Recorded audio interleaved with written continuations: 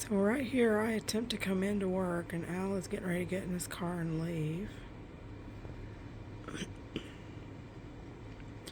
But if you look in the upper left-hand corner, you will start to see this guy screaming at the top of his lungs, pacing back and forth, calling me the N-word. He's going to gut me like a fish. He's going to burn the church down with everybody in it. He's going to bash out my windows, slash my tires. I'll be up there every day. He's screaming all these things. The police have been called. The whole time I was on the phone, I was talking to the police.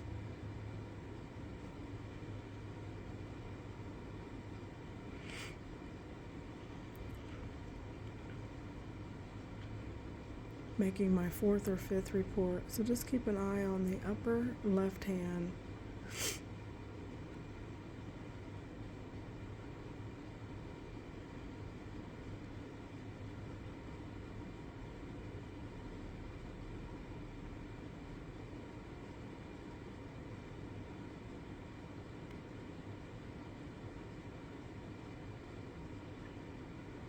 This guy is wearing a tan coat. And at this point, he has followed us from around Felix Street. You'll notice the police pull up and begin to talk to us, and you'll see him down there erratic still. He doesn't stop the threats. He doesn't stop screaming when the police pull up. He continues to threaten me. He continues to call me out of my name. He continues to tell me he's going to burn the church down.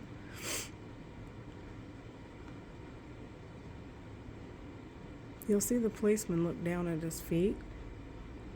When he looks down at his feet, he's telling me basically we're on public property. It's not in violation. When he looks back and forth.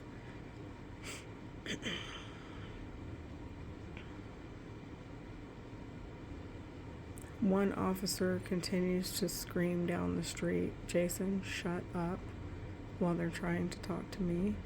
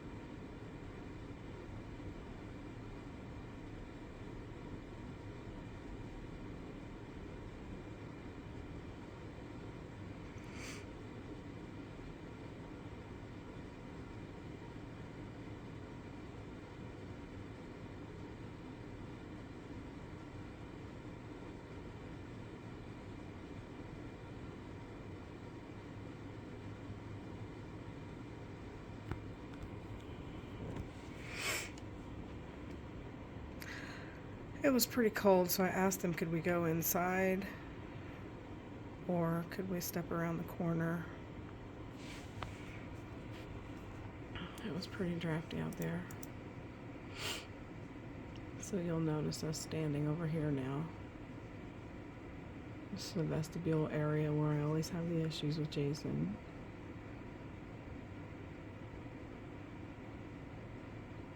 You can still see him up there going back and forth. At no time did any officer go and defuse that situation.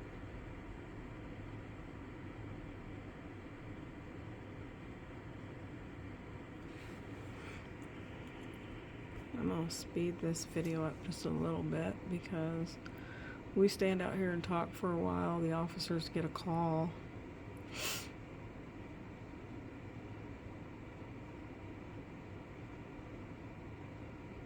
My partner Al leaves. I come on into work, and then the officer returns after speaking to Officer Shelton from the previous day, telling me they are just going to go and pick him up. So I'm going to speed this up a little bit.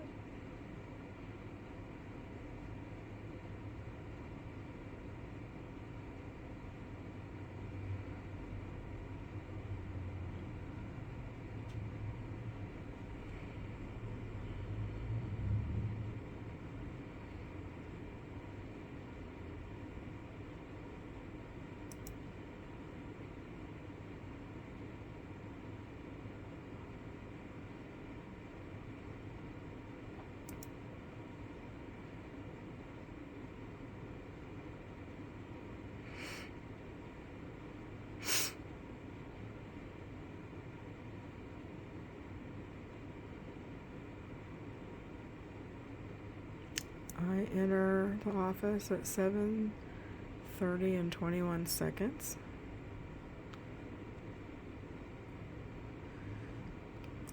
And that's when you'll notice that Al leaves, because I'm now safely in the building and the police are no longer talking to me. They have returned to their vehicles.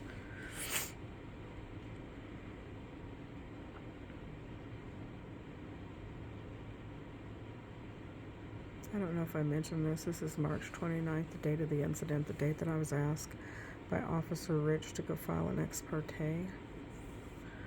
My normal start time is 6 o'clock. I have been staggering for weeks my time, so I don't have to deal with this guy. So I went to 6:15 to come in at 6:30, 6:45, then 7. Today I tried to come in around 7:15, but he spotted my car downtown and started with me before I can even get on the premises.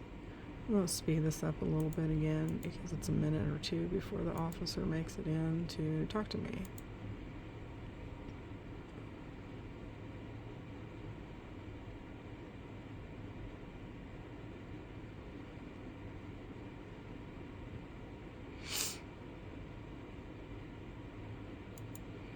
It is now 7:13. No, it is now 7:43. Excuse me. It's 7:43. That's Officer Rich coming into the office to talk to me.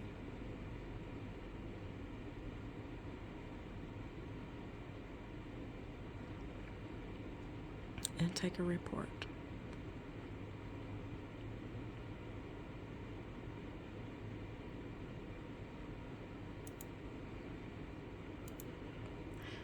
I will mention Officer Rich was very thorough in his report. This is when he tells me that the phone call that they took was Officer Shelton calling him and having a conversation with them about the previous day and about how they're going to go ahead and pick him up. But I still need to go file the ex parte.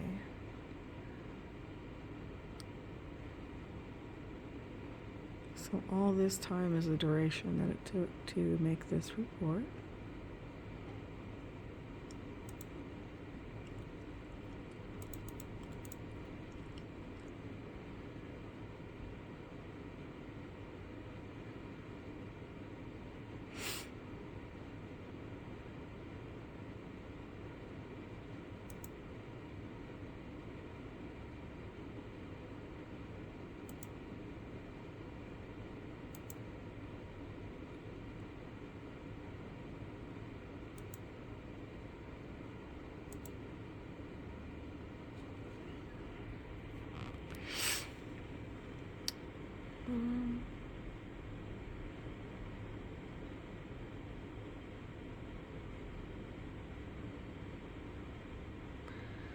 It is now 8:25 and Officer Rich is exiting the building with the report in hand, and at that time I called Reverend Stark back and told him that I needed to go over to the courthouse and file for an ex parte against Jason Harris.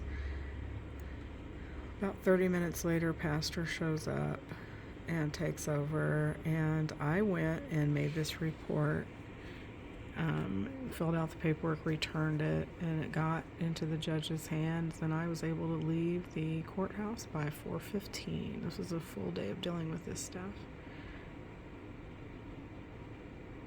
And I'm going to end the video here.